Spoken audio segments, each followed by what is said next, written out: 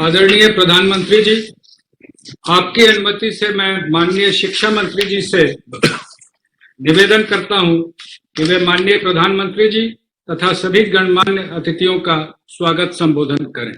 माननीय शिक्षा मंत्री। नमस्कार। आज की इस अत्यंत महत्वपूर्ण एवं गरिमापूर्ण समारोह में हमें मार्गदर्शन प्रदान करने हेतु उपस्थित देश की लोकप्रिय जननेता हमारे माननीय प्रधानमंत्री श्री नरेंद्र मोदी जी, राज्यों के माननीय राज्यपाल, राज्यों के सम्मानित मुख्यमंत्रीगण, केंद्र सरकार में मेरे साथी मंत्रीगण, राज्यों की शिक्षा मंत्री महोदयगण, विश्वविद्यालय के कुलपति तथा स्कूल एवं कॉलेज एवं अन्य संस्थानों के संस्थाध्यक्ष, मेरे प्रिय विद्यार्थियों एवं शिक्षकों, देवियों और सज्जनों, आप सभी को मेरा सादर अभिनंदन।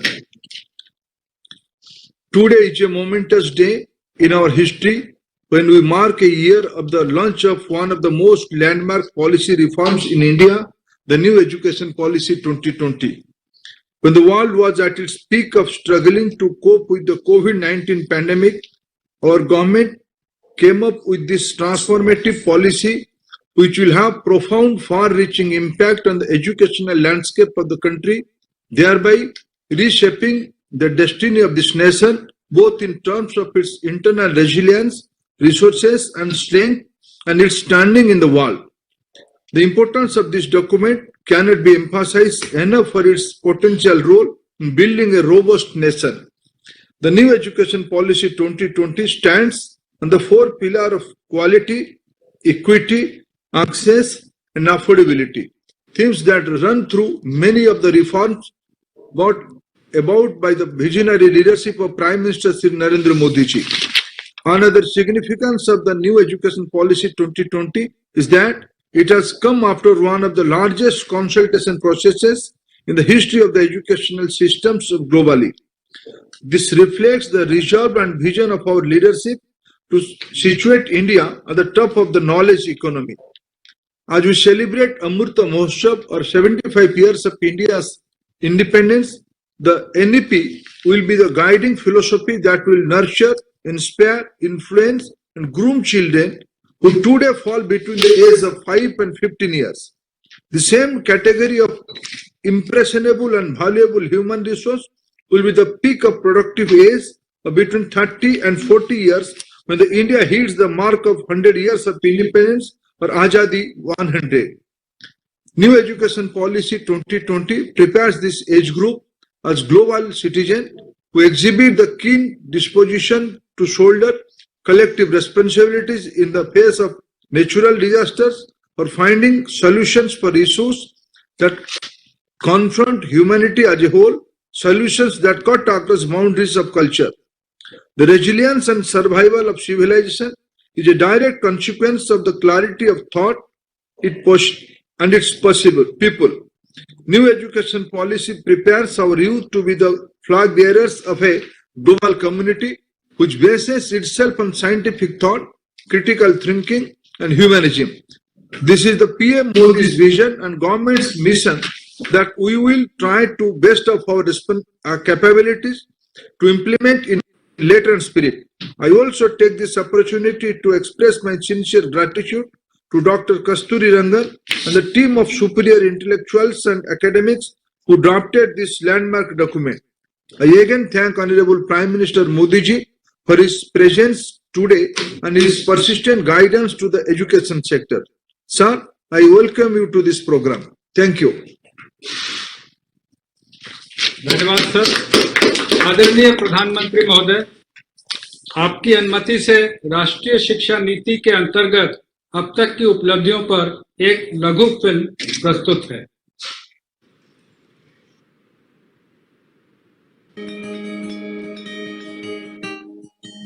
29 जुलाई 2020 को भारत सरकार 34 वर्षों के अंतराल के बाद एक नई राष्ट्रीय शिक्षा नीति लेकर आई। उद्देश्य था नई पीढ़ी को नई सदी की मांग के अनुरूप योग्य बनाना। ये पॉलिसी 21वीं सदी के नौजवानों की सोच, उनकी जरूरतें, उनकी आशाओं, अपेक्षाओं और आकांक्षाओं को देखते हुए बनाने का व्यापक प्रयास हुआ है। राष्ट्रीय शिक्षा नीति में ऑनलाइन शिक्षा को प्राथमिकता और प्रोत्साहन दोनों दिया गया है, जिसके सफल परिणाम कोरोना महामारी के दौरान भी सामने आए। पीएम ई विद्या कार्यक्रम के अंतर्गत ऑनलाइन, टेलीविजन एवं कम्युनिटी रेडियो के माध्यम से पढ़ना लिखना चालू रहा।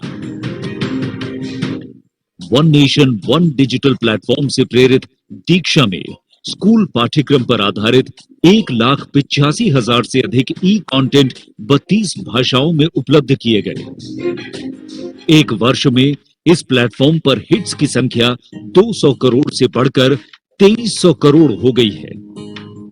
जेईई एंड नीट की ऑनलाइन परीक्षाएं भी हुई, जिससे किसी विद्यार्थी का कोई सत्र व्यर्थ नहीं होने दिया गया। अभी नया सिस्टम आ गया, ऑनलाइन क्लासेस होने लगी है, तो जो हम स्कूल नहीं जा पा रहे थे, अब हम वो घर से पढ़ सकते हैं। यूजीसी ने ऑनलाइन शिक्षण के नए दिशा निर्देश जारी किए। ऑनलाइन कार्यक्रमों की संख्या अब 37 से बढ़कर 216 और संस्थाओं की संख्या 7 से बढ़कर अब 41 हो गई है। ऑनलाइन शिक्षण के लिए निर्मित स्वयं MOOCs पोर्टल, जिस पर वर्तमान में 814 डिग्री और डिप्लोमा कोर्स उपलब्ध हैं। गत वर्ष में 54 लाख छात्रों ने उस पर एनरोलमेंट कराया। इस नई नीति से भारत में पढ़ने आए विदेशी बच्चों को भी हमारी सुदृढ़ व्यवस्था का लाभ मिला है। I'm from Cameroon. I'm very thankful for the government of India to give me the opportunity to pass off my education here in this great university. एक तरफ निष्ठा के अंतर्गत लगभग 24 लाख प्रारंभिक स्तर के शिक्षकों को प्रशिक्षित किया गया है, तो गत एक वर्ष में स्किल डेवलपमेंट मंत्रालय द्वारा 1 लाख स्वास्थ्य कर्मचारियों को भी प्रशिक्षित किया। राष्ट्रीय शिक्षा नीति के अंतर्गत सार्थक की रचना हुई, जो स्कूली शिक्षा में राष्ट्रीय शिक्षा नीति के सुचारू क्रियान्वयन के लिए एक कॉम्प्रिहेंसिव एक्शन प्लान है। इसी नीति द्वारा राष्ट्रीय अभियान निपुण भारत की भी शुरुआत की गई, जिसका लक्ष्य बच्चों को समझ के साथ पढ़ने और बुनियादी गणना की क्षमता को खेल खेल में विकसित करना है। स्कूल बैग के वजन और होमवर्क को कम करने के लिए दिशा निर्देश दिए गए और बच्चों के मानसिक स्वास्थ्य और तनाव से संबंधित समस्याओं का समाधान करने के लिए मनोदर्पण पोर्टल और हेल्पलाइन नंबर भी लॉन्च किया गया है। राष्ट्रीय शिक्षा नीति में कक्षा 6 से ही coding, data science, financial literacy और हैंडीक्राफ्ट के वोकेशनल कोर्सेज को भी शामिल किया गया है और कक्षा 10वीं और 12वीं के लिए सीबीएसई द्वारा कॉम्पिटेंसी बेस्ड एग्जाम्स की चरणबद्ध तरीके से शुरुआत की गई है। गत एक वर्ष में उच्च शिक्षा संस्थाओं ने कोविड संबंधी अनेकों शोध अनुसंधान किए और हमारे कई संस्थानों की ग्लोबल रैंकिंग में सुधार हुआ है।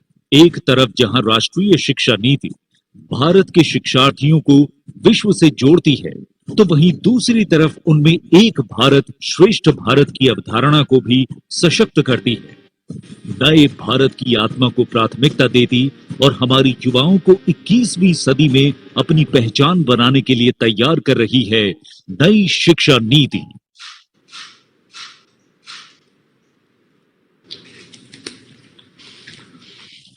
अब मैं माननीय प्रधानमंत्री जी से अनुरोध करूंगा कि वो शिक्षा नीति के अंतर्गत लिए गए हमारे कुछ पहलुओं का कृपया बटन दबाकर उद्घाटन करें।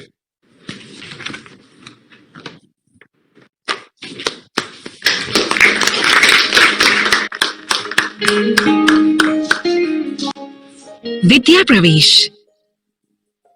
कक्षा 1 की तैयारी को सुनिश्चित करने के लिए राष्ट्रीय शिक्षा नीति के सुझावों पर NCERT द्वारा बच्चों के लिए 3 माह का स्कूल प्रिपरेशन मॉड्यूल विद्या प्रवेश तैयार किया गया है। इस पाठ्यक्रम में अक्षर, ध्वनि, शब्द, रंग, आकार और संख्या सीखने के लिए रोचक गतिविधियां हैं। इसके द्वारा बच्चों के पूर्व साक्षरता, पूर्व गणना और सामाजिक कौशल का विकास होगा। विद्या प्रवेश का लक्ष्य है शिक्षा के प्रारंभ से ही आधारशिला को मजबूत करना, ताकि सब समान रूप से समझ सकें पढ़ सकें और बढ़ सकें। Indian sign language. पहचान कर मेरी सीमाएं और सामर्थ्य, किताब और अधिगम सामग्री अब उपलब्ध है भारतीय भाषाओं के समक्ष, भारतीय सांकेतिक भाषा में भी। सभी विद्यार्थियों और शिक्षकों के लिए ISLRTC, NIOS और NCERT ने कक्षा 1 से 12 तक के 1200 से भी ज्यादा शैक्षिक वीडियो कार्यक्रमों को भारतीय सांकेतिक भाषा में बनाया है, जो दीक्षा मंच पर उपलब्ध है। अब मैं हूँ सबके साथ और सब है मेरे साथ। निष्ठा 2.0 दुनिया का सबसे बड़ा शिक्षक प्रशिक्षण कार्यक्रम, ताकि शिक्षक बच्चों की प्रतिभा को परखकर विकसित कर सके। प्राथमिक स्तर पर शिक्षकों के प्रशिक्षण के बाद अब निष्ठा अपने नवनिर्मित 68 मॉड्यूल द्वारा माध्यमिक स्तर के 10 लाख शिक्षकों को प्रशिक्षित करने के लिए तैयार और प्रतिबद्ध है। निष्ठा 2.0 स्कूल प्रमुखों और शिक्षकों की समग्र प्रगति को सुनिश्चित करने हेतु राष्ट्रीय पहल। सफल structured assessment for analysing learning. CBSE के 25,000 स्कूल्स के ग्रेड 3, 5 और 8 के 50 लाख बच्चों के लिए तैयार किया गया है। इस कॉम्पिटेंसी बेस्ड असेसमेंट सफल में बच्चों का core concepts, application based questions, high order thinking skills द्वारा आंकलन किया जाएगा। आर्टिफिशियल इंटेलिजेंस नई दुनिया का एक ईंधन है। भारत की AI रणनीति AI फॉर ऑल की सोच पर बनाई गई है। भारत सरकार के शिक्षा मंत्रालय द्वारा 2020 में जारी की गई राष्ट्रीय शिक्षा नीति भारत को सही मायने में AI रेडी बनाने के लिए AI स्किल्स के महत्व की पुष्टि करती है। भारतीय शिक्षा मंत्रालय, केंद्रीय माध्यमिक शिक्षा बोर्ड और इंटेल इंडिया आपके लिए लाए हैं AI फॉर ऑल। इस कार्यक्रम को लगभग 4 घंटों में पूरा किया जा सकता है और ये 11 भारतीय भाषाओं में उपलब्ध है और दृष्टिबाधित लोगों के लिए भी उपलब्ध है।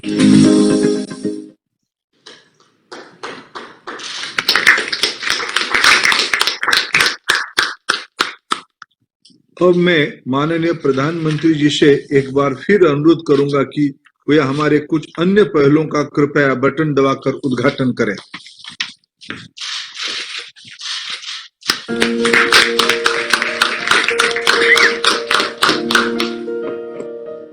Academic Bank of Credit, academic flexibility, multidisciplinary, distributed teaching learning, and multiple entry and multiple exit के सिद्धांतों पर आधारित क्रेडिट को डिजिटल से संकलित और ट्रांसफर करने की एक व्यवस्था है, जिसके लिए UGC द्वारा रेगुलेशंस जारी किए गए हैं। ये एक डिजिटल बैंक की तरह काम करेगा, जिसमें छात्र एकेडमिक अकाउंट खोलेंगे, जिसमें उनके द्वारा अर्जित क्रेडिट्स जमा किए जाएंगे। छात्र अपने खाते में जमा क्रेडिट का उपयोग डिग्री लेने में कर पाएंगे। UGC द्वारा multiple entry and multiple exit के लिए भी दिशा निर्देश जारी किए गए हैं।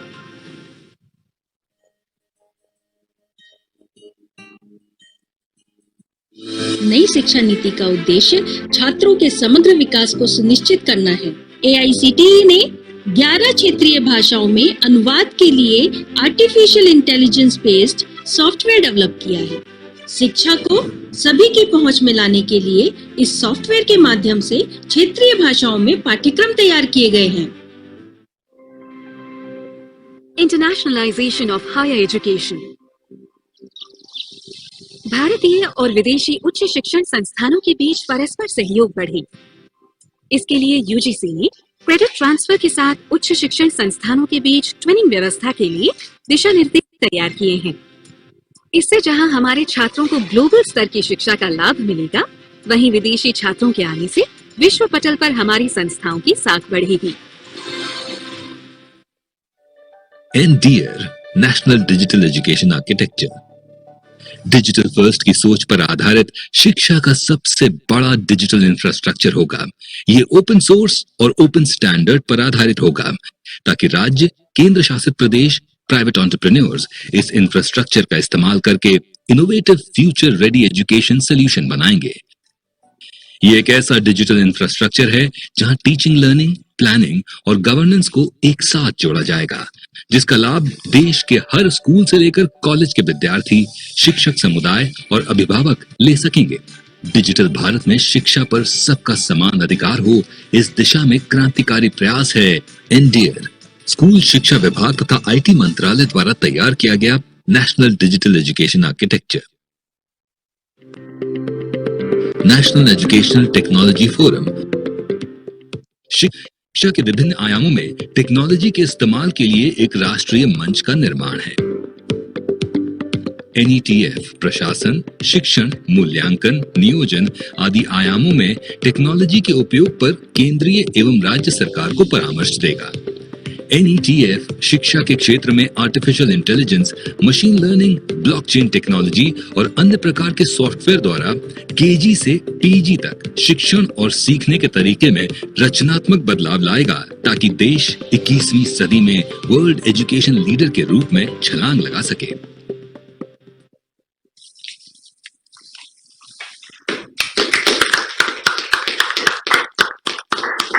Now I request Honorable Prime Minister to address this August digital gathering. Honorable Prime Minister.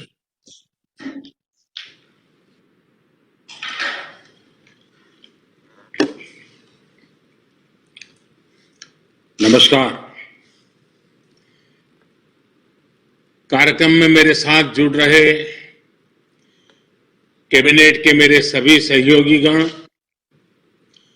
राज्यों के माननीय राज्यपाल, सभी सम्मानित मुख्यमंत्री, उप मुख्यमंत्री, राज्य सरकारों के मंत्रीगण, उपस्थित शिक्षाविद, अध्यापकगण, सभी अभिभावक और मेरे प्रिय युवा साथियों, नई राष्ट्रीय शिक्षा नीति को 1 साल पूरा होने पर सभी देशवासियों और विशेषकर सभी विद्यार्थियों को बहुत बहुत शुभकामनाएं। बीते 1 वर्ष में देश के आप सभी महानुभावों, शिक्षकों, प्रधानाचार्यों, नीतिकारों ने राष्ट्रीय शिक्षा नीति को धरातल पर उतारने में बहुत मेहनत की है। कोरोना के इस काल में भी लाखों नागरिकों से, शिक्षकों, राज्यों, ऑटोनॉमस बॉडीज से सुझाव लेकर टास्क फोर्स बनाकर नई शिक्षा नीति का चरणबद्ध तरीके से लागू किया जा रहा है। बीते 1 वर्ष में राष्ट्रीय शिक्षा नीति को आधार बनाकर अनेक बड़े फैसले लिए गए हैं। आज इसी कड़ी में मुझे बहुत सारी नई योजनाएं, नए इनिशिएटिव्स, इसकी शुरुआत करने का सौभाग्य मिला है। साथियों, ये महत्वपूर्ण अवसर ऐसे समय में आया है जब देश आजादी के 75 साल का अमृत महोत्सव मना रहा है। आज से कुछ ही दिन बाद 15 अगस्त को हम आजादी के 75वें साल में प्रवेश भी करने जा रहे हैं। एक तरह से नई राष्ट्रीय शिक्षा नीति का इम्प्लीमेंटेशन आजादी के अमृत महोत्सव का प्रमुख हिस्सा बन गया है। इतने बड़े महापर्व के बीच राष्ट्रीय शिक्षा नीति के तहत आज शुरू हुई योजनाएं नए भारत के निर्माण में बहुत बड़ी भूमिका निभाएगी। भारत के जिस सुनहरे भविष्य के संकल्प के साथ आज हम आजादी का अमृत महोत्सव मना रहे हैं, उस भविष्य की ओर हमें आज की नई पीढ़ी ही ले जाएगी। भविष्य हम कितना आगे जाएंगे, कितनी ऊंचाई प्राप्त करेंगे, ये इस बात पर निर्भर करेगा कि हम अपने युवाओं को वर्तमान में यानी आज ऐसी शिक्षा दे रहे हैं, कैसी दिशा दे रहे हैं। इसलिए मैं मानता हूं भारत की नई राष्ट्रीय शिक्षा नीति राष्ट्र निर्माण के महायज्ञ में बड़े फैक्टर में से एक है और इसलिए देश ने इस शिक्षा नीति को इतना आधुनिक बनाया है, इतना फ्यूचर रेडी रखा है। आज इस कार्यक्रम में जुड़े अधिकांश महानुभाव नई राष्ट्रीय शिक्षा नीति की बारीकियों से परिचित हैं, लेकिन ये कितना बड़ा मिशन है, इस एहसास को हमें बार बार याद करना ही है। साथियों, देश भर से हमारे कई युवा स्टूडेंट्स भी इस कार्यक्रम में हमारे साथ हैं। अगर इन साथियों से हम उनकी आकांक्षाओं के बारे में, सपनों के बारे में पूछें तो आप देखेंगे कि हर एक युवा के मन में एक नयापन है, एक नई ऊर्जा है। हमारा युवा बदलाव के लिए पूरी तरह से तैयार है, वो इंतजार नहीं करना चाहता।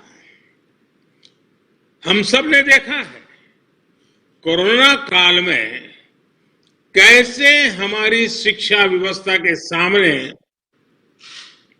इतनी बड़ी चुनौती आई। स्टूडेंट्स की पढ़ाई का जीवन का ढंग बदल गया, लेकिन देश के विद्यार्थियों ने तेजी से इस बदलाव को एडॉप्ट किया। ऑनलाइन एजुकेशन अब एक सहज चलन बनती जा रही है। शिक्षा मंत्रालय ने भी इसके लिए अनेक प्रयास किए हैं। मंत्रालय ने दीक्षा प्लेटफॉर्म शुरू किया, स्वयं पोर्टल पर पाठ्यक्रम शुरू किए। आज हमारे स्टूडेंट्स पूरे जोश से इनका हिस्सा बन गए। दीक्षा पोर्टल पर मुझे बताया गया कि पिछले एक साल में 2300 करोड़ से ज्यादा हिट होना ये बताता है कि ये कितना उपयोगी प्रयास रहा है। आज भी इसमें हर दिन करीब 5 करोड़ हिट हो रहे हैं। 21वीं सदी का आज का युवा अपनी व्यवस्थाएं, अपनी दुनिया खुद अपने हिसाब से बनाना चाहता है। इसलिए उसे एक्सपोजर चाहिए, उसे पुराने बंधनों, पिंजरों से मुक्ति चाहिए। आप देखिए, आज छोटे छोटे गांवों से, कस्बों से निकलने वाले युवा कैसे कैसे कमाल कर रहे हैं। दूर दराज इलाकों और सामान्य परिवारों से आने वाले युवा आज टोक्यो ओलंपिक्स में देश का झंडा बुलंद कर रहे हैं, भारत को नई पहचान दे रहे हैं। ऐसे ही करोड़ों युवा आज अलग अलग क्षेत्रों में असाधारण काम कर रहे हैं, असाधारण लक्ष्यों की नींव रख रहे हैं। कोई कला और संस्कृति के क्षेत्र में पुरातन और आधुनिक के फ्यूजन से नई विधाओं को जन्म दे रहा है। कोई रोबोटिक्स के क्षेत्र में कभी साइफाई मानी जाने वाली कल्पनाओं को हकीकत में बदल रहा है। कोई आर्टिफिशियल इंटेलिजेंस के क्षेत्र में मानवीय क्षमताओं को नई ऊंचाई दे रहा है। तो कोई मशीन लर्निंग में नए माइलस्टोन्स की तैयारी कर रहा है। यानी हर क्षेत्र में भारत के युवा अपना परचम लहराने के लिए आगे बढ़ रहे हैं। यही युवा भारत के स्टार्टअप इकोसिस्टम को रिवॉल्यूशनलाइज कर रहे हैं। इंडस्ट्री 4.0 में भारत के नेतृत्व को तैयार कर रहे हैं और डिजिटल इंडिया को नई गति दे रहे हैं। आप कल्पना करिए, इस युवा पीढ़ी को जब इनके सपनों के अनुरूप वातावरण मिलेगा तो इतनी शक्ति कितनी ज्यादा बढ़ जाएगी। और इसलिए नई राष्ट्रीय शिक्षा नीति युवाओं को ये विश्वास दिलाती है कि देश अब पूरी तरह से उनके साथ है, उनके हौसलों के साथ है। जिस आर्टिफिशियल इंटेलिजेंस के प्रोग्राम को अभी लॉन्च किया गया है, वो भी हमारे युवाओं को फ्यूचर ओरिएंटेड बनाएगा, एआई ड्रिवन इकोनॉमी के रास्ते खोलेगा। शिक्षा में ये डिजिटल रिवॉल्यूशन पूरे देश में एक साथ आए, गांव शहर सब समान रूप से डिजिटल लर्निंग से जुड़े, इसका भी ख्याल रखा गया है। नेशनल डिजिटल एजुकेशन आर्किटेक्चर यानी एनडीआर और national education technology forum NETF इस दिशा में पूरे देश में डिजिटल और टेक्नोलॉजिकल फ्रेमवर्क उपलब्ध कराने में अहम भूमिका निभाएंगे।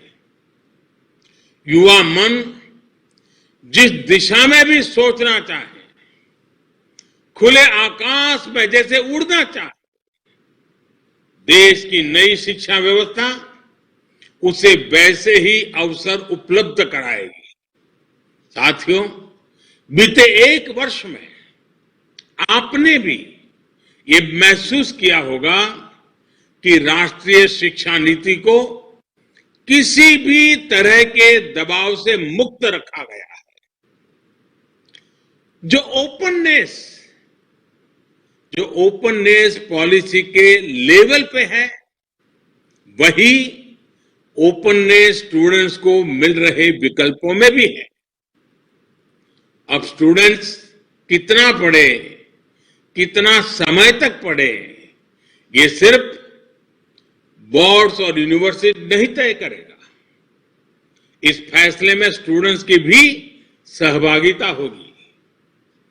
मल्टीपल एंट्री एंड एग्जिट की जो व्यवस्था आज शुरू हुई है, इसने स्टूडेंट्स को एक ही क्लास और एक ही कोर्स में जकड़े रहने की मजबूरी से मुक्त कर दिया है। आधुनिक टेक्नोलॉजी पर आधारित एकेडमिक बैंक ऑफ क्रेडिट, इस सिस्टम से इस दिशा में स्टूडेंट्स के लिए रिवॉल्यूशनरी चेंज आने वाला है। अब हर युवा अपनी रुचि में, अपनी सुविधा से कभी भी एक स्ट्रीम को चूज कर सकता है, छोड़ सकता है। अब कोई कोर्स सेलेक्ट करते समय ये डर भी नहीं रहेगा कि अगर हमारे डिसीजन गलत हो गया तो क्या होगा। इसी तरह structured assessment for analysing learning levels यानी सफल के जरिए स्टूडेंट्स के आकलन की भी वैज्ञानिक व्यवस्था शुरू हुई है। ये व्यवस्था आने वाले समय में स्टूडेंट्स को परीक्षा के डर से भी मुक्ति दिलाएगी। ये डर जब युवा मन से निकलेगा तो नए नए स्किल लेने का साहस और नए नए इनोवेशंस का नया दौर शुरू होगा। संभावनाएं असीम विस्तार होगी। इसलिए मैं फिर कहूंगा कि आज नई राष्ट्रीय शिक्षा नीति के तहत जो ये नए कार्यक्रम शुरू हैं, उनमें भारत का भाग्य बदलने का सामर्थ्य है। साथियों, हमने आपने दशकों से ये माहौल देखा है। जब समझा जाता था कि अच्छी पढ़ाई करने के लिए विदेश ही जाना होगा, लेकिन अच्छी पढ़ाई के लिए विदेशों से स्टूडेंट्स भारत आए, बेस्ट इंस्टीट्यूशंस भारत आए, ये अब हम देखने जा रहे हैं।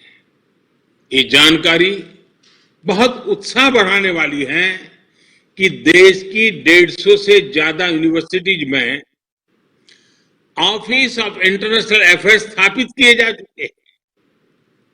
भारत के हायर एजुकेशन इंस्टीट्यूट्स अंतर्राष्ट्रीय स्तर पर रिसर्च और एकेडमिक में और आगे बढ़े, इसके लिए आज नई गाइडलाइंस भी जारी की गई है। साथियों, आज बन रही संभावनाओं को साकार करने के लिए हमारे युवाओं को दुनिया से एक कदम आगे होना पड़ेगा। एक कदम आगे का सोचना ही पड़ेगा। हेल्थ हो, डिफेंस हो, इंफ्रास्ट्रक्चर हो, टेक्नोलॉजी हो, देश को हर दिशा में समर्थ और आत्मनिर्भर होना होगा। आत्मनिर्भर भारत का ये रास्ता स्किल डेवलपमेंट और टेक्नोलॉजी से होकर जाता है, जिस पर एनईपी में विशेष ध्यान दिया गया है। मुझे खुशी है कि बीते एक साल में 1200 से ज्यादा उच्च शिक्षा संस्थानों में स्किल डेवलपमेंट से जुड़े सैकड़ों नए कोर्सेज को मंजूरी दी गई है। साथियों, शिक्षा के विषय में पूज्य बापू महात्मा गांधी कहा करते थे, राष्ट्रीय शिक्षा को सच्चे अर्थों में राष्ट्रीय होने के लिए राष्ट्रीय परिस्थितियों को रिफ्लेक्ट करना चाहिए। बापू के इसी दूरदर्शी विचार को पूरा करने के लिए स्थानीय भाषाओं में मदर लैंग्वेज में शिक्षा का विचार एनईपी में रखा गया है। अब हायर एजुकेशन में मीडियम ऑफ इंस्ट्रक्शन के इसके लिए स्थानीय भाषाओं में भी एक विकल्प होगी। मुझे खुशी है कि 8 राज्यों के 14 इंजीनियरिंग कॉलेज 5 भारतीय भाषाएं हिंदी, तमिल, तेलुगु, मराठी और बांग्ला में इंजीनियरिंग की पढ़ाई शुरू करने जा रहे हैं। इंजीनियरिंग के कोर्स का 11 भारतीय भाषाओं में ट्रांसलेशन के लिए एक टूल भी डेवलप किया जा चुका है। क्षेत्रीय भाषा में अपनी पढ़ाई शुरू करने जा रहे छात्र छात्राओं को मैं विशेष बधाई देना चाहता हूं। इसका सबसे बड़ा लाभ देश के गरीब वर्ग को, गांव कस्बों में रहने वाले मध्यम वर्ग के स्टूडेंट्स को, दलित, पिछड़े और आदिवासी भाई बहनों को होगा। इन्हीं परिवारों से आने वाले बच्चों को सबसे ज्यादा लैंग्वेज डिवाइड का सामना करना पड़ता था। सबसे ज्यादा नुकसान इन्हीं परिवार के होनहार बच्चों को उठाना पड़ता था। मातृभाषा में पढ़ाई से गरीब बच्चों का आत्मविश्वास बढ़ेगा, उनके सामर्थ्य और प्रतिभा के साथ न्याय होगा। साथियों, प्रारंभिक शिक्षा में भी मातृभाषा को प्रोत्साहित करने का काम शुरू हो चुका है। जो विद्या प्रवेश प्रोग्राम आज लॉन्च किया गया, उसकी भी इसमें बहुत बड़ी भूमिका है। प्ले स्कूल का जो कंसेप्ट अभी तक बड़े शहरों तक ही सीमित है, विद्या प्रवेश के जरिए वो अब दूर दराज के स्कूलों तक जाएगा, गांव-गांव जाएगा। ये प्रोग्राम आने वाले समय में यूनिवर्सल प्रोग्राम के तौर पर लागू होगा और राज्य भी अपनी अपनी जरूरत के हिसाब से इसे लागू करेंगे। यानी देश के किसी भी हिस्से में बच्चा अमीर का हो या गरीब का हो, उसकी पढ़ाई खेलते और हंसते हुए ही होगी, आसानी से होगी। इस दिशा का ये प्रयास है और जब शुरुआत मुस्कान के साथ होगी तो आगे सफलता का मार्ग भी आसानी से ही पूरा होगा। साथियों, आज एक और काम हुआ है जो मेरे हृदय के बहुत करीब है, बहुत संवेदनशील है। आज देश में 3 लाख से ज्यादा बच्चे ऐसे हैं जिनको शिक्षा के लिए सांकेतिक भाषा की आवश्यकता पड़ती है। इसे समझते हुए भारतीय साइन लैंग्वेज को पहली बार एक भाषा विषय यानी एक सब्जेक्ट का दर्जा प्रदान किया गया है। अब छात्र इसे एक भाषा के तौर पर भी पढ़ पाएंगे।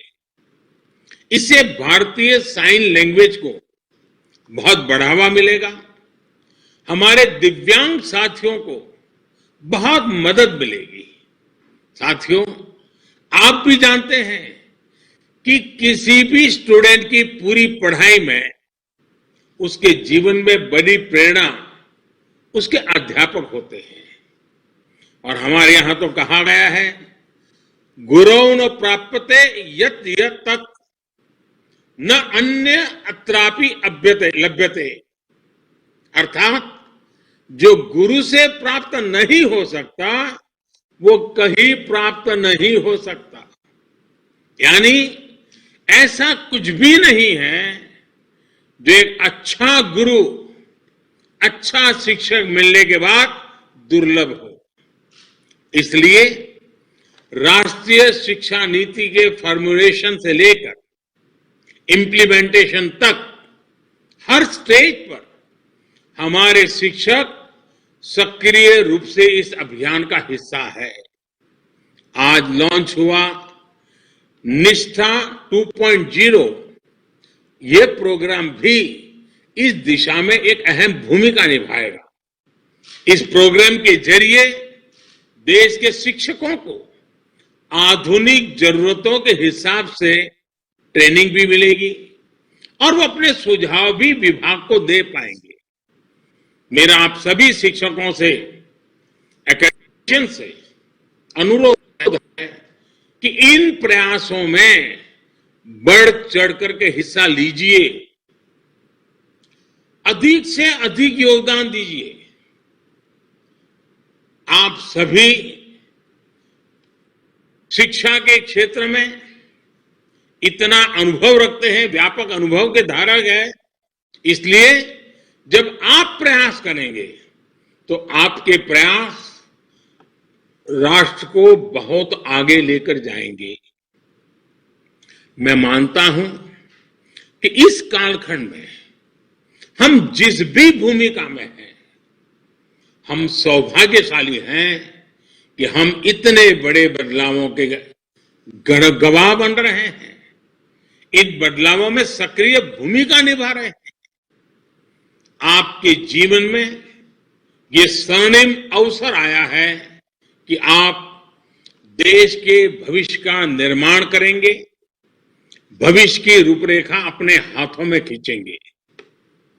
मुझे पूरा विश्वास है आने वाले समय में जैसे जैसे नई राष्ट्रीय शिक्षा नीति के अलग अलग फीचर्स हकीकत में बदलेंगे, हमारा देश एक नए युग का साक्षात्कार करेगा।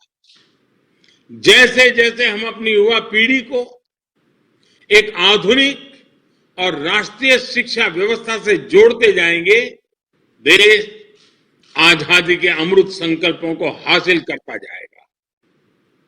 इन्हीं शुभकामनाओं के साथ मैं अपनी बात समाप्त करता हूं।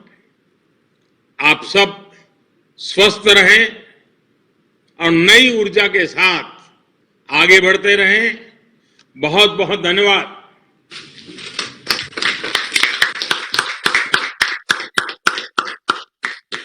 आदरणीय प्रधानमंत्री महोदय, शिक्षा मंत्रालय की ओर से माननीय शिक्षा मंत्री तथा राज्य मंत्रीगण की ओर से सभी राज्यों के माननीय राज्यपाल, उपराज्यपालगण, राज्यों के माननीय मुख्यमंत्री, उप मुख्यमंत्री, माननीय शिक्षा मंत्री तथा शिक्षाविदों, अभिभावकों, देश के युवाओं तथा शिक्षा जगत से जुड़े सभी महानुभावों की ओर से आपके मार्गदर्शन एवं उत्साहवर्धन के लिए हार्दिक आभार व्यक्त करता हूं। धन्यवाद। जय हिंद।